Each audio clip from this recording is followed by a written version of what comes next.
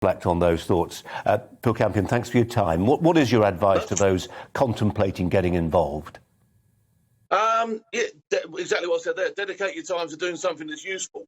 Maybe collect bits and pieces that can be sent down there. Maybe do something humanitarian.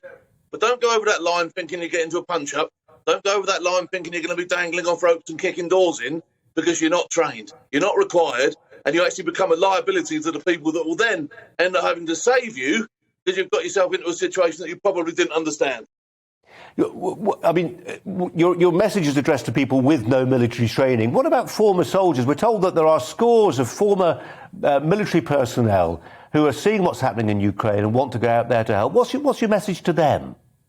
If you're a former soldier with combat experience, you know what you're getting yourself into, okay?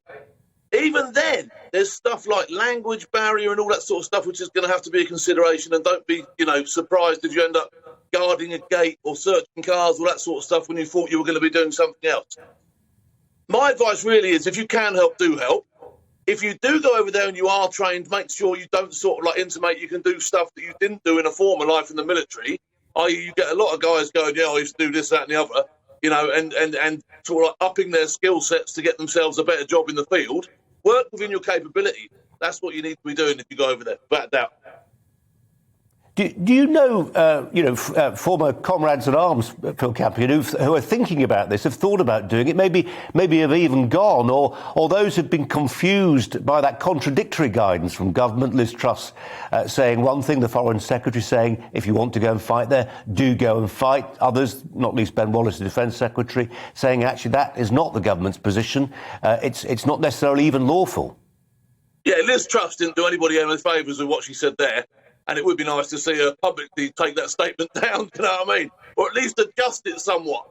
Like I said before, I know guys that are going over there on humanitarian stuff now, people that are delivering kit across the border. Don't forget, the West isn't really being affected that much at the moment. Lviv is still fairly get-to-able if you need to.